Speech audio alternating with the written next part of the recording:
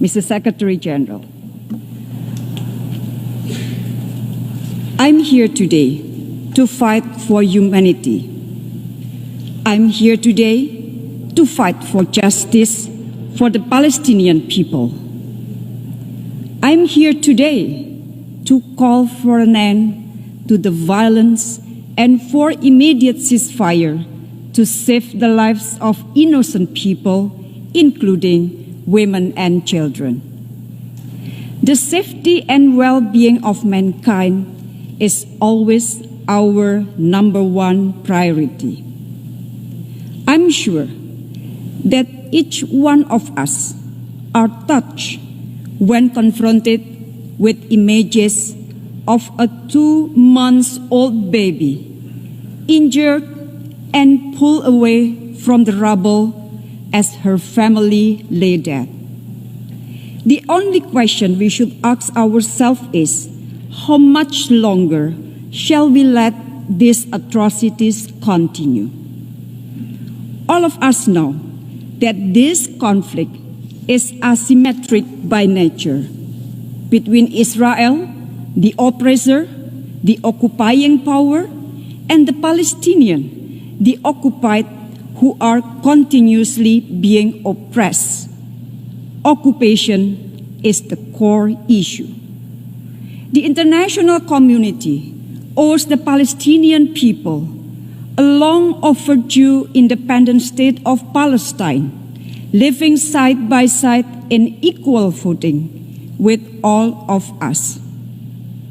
This continued occupation and aggression by Israel does not only warrant condemnation, but it is also a grave violation of international law that demands our actions. Thus, I call the UN General Assembly to take 3 actions. First, stop the violence and military action to prevent further casualties. At the same time, the General Assembly should demand for an immediate, durable, and fully respected ceasefire. All avenues must be exhausted to de-escalate the situation urgently, as we also support continued and relentless effort by the Secretary General. Furthermore, we must be able to prevent future recurrence of the atrocities.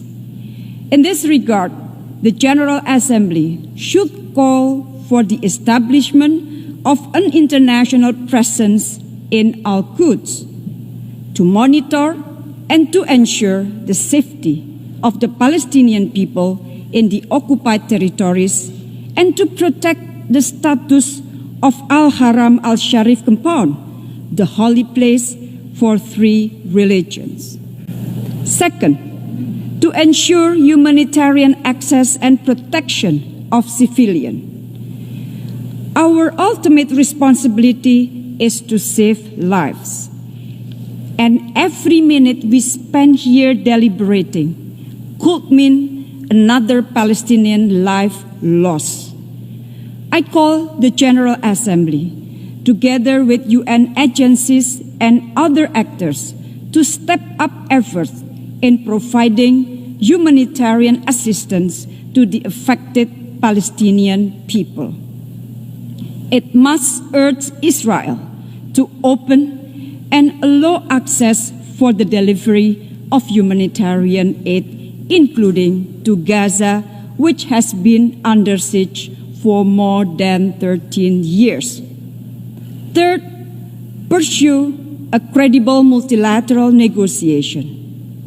Credible negotiation is very important to advance a just and comprehensive peace based on 2-state solution in line with internationally agreed parameters.